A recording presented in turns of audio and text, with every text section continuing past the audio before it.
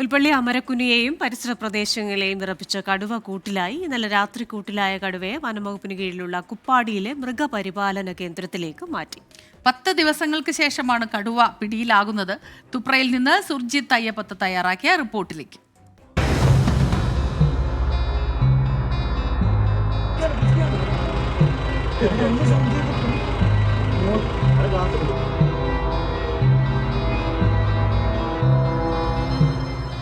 അമരക്കുനി, ആടിക്കൊല്ലി, ദേവർഗദ്ദ, ഊട്ടിക്കവല തുടങ്ങിയ പേരുകൾ ഇപ്പോൾ സുപരിചിതമാണ്. കഴിഞ്ഞ 10 ദിവസമായി ഈ മേഖലയെല്ലാം തന്നെ അലോസരപ്പെടുത്തിക്കൊണ്ട് ഒരു കടുവ വിഹരിക്കുകയായിരുന്നു. 5 ആടുകളെയാണ് കടുവ ഇതുവരെ കൊന്നത്.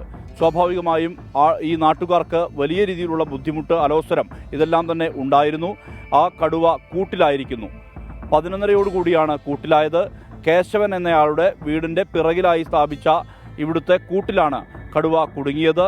വനംവകുപ്പ് ഉദ്യോഗസ്ഥർ കടുവയെ ഇവിടെ നിന്നും കുപ്പാടി മൃഗപരിപാലന കേന്ദ്രത്തിലേക്ക് മാറ്റിയിട്ടുണ്ട്.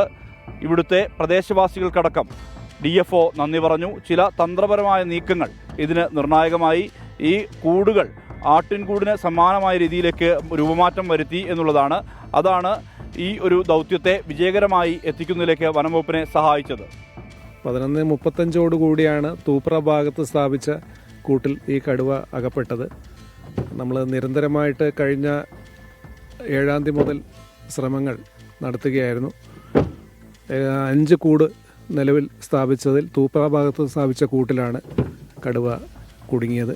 ഈ കൂട് നമ്മൾ ഒരു പ്രത്യേക രീതിയിൽ, അതായത് ഒരു ആട്ടിൻ കൂട് പോലെ നമ്മൾ വളരെ ക്രിയേറ്റീവായിട്ട്, ഇന്നോവേറ്റീവായിട്ട് നമ്മളിന്ന് ചെയ്തിരുന്നു. ഈ പ്രദേശവാസികളെ സംബന്ധിച്ചിടത്തോളം വലിയ ആശ്വാസമാണ് ഉണ്ടായിരിക്കുന്നത്. പ്രദേശവാസികളായിട്ടുള്ള ആളുകളെല്ലാം തന്നെ നമ്മോടൊപ്പം ചേരുകയാണ്. എത്രത്തോളം ഉണ്ട് നിങ്ങൾക്ക് ആശ്വാസം?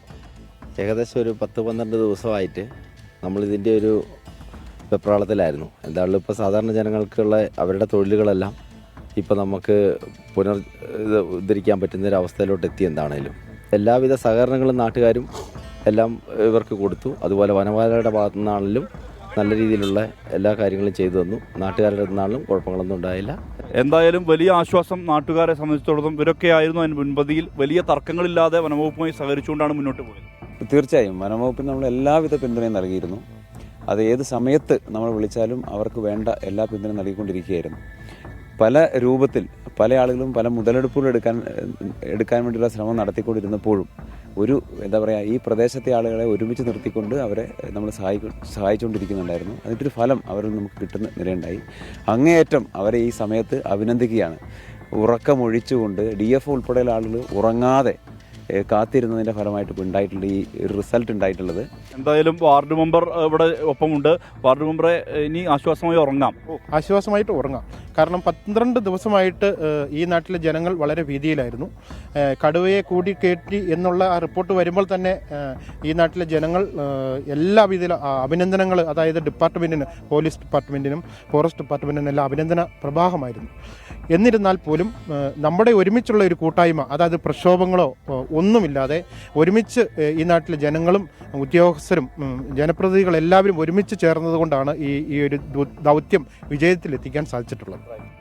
നാട്ടുകാരും വനംവകുപ്പ് ഉദ്യോഗസ്ഥരും ഒരുപോലെ കൈകോർത്തു. അതുകൊണ്ട് തന്നെയാണ് ഈ ദൗത്യം വിജയകരമായ അവസ്ഥയിലേക്ക് എത്തിയിരിക്കുന്നത്. എന്തായാലും അമരക്കുനി ചുറ്റുവട്ടത്തുള്ള പ്രദേശവാസികൾക്കിനി ആശ്വാസമായി ഉറങ്ങാം, സ്വസ്ഥമായി ജോലി ചെയ്യാം.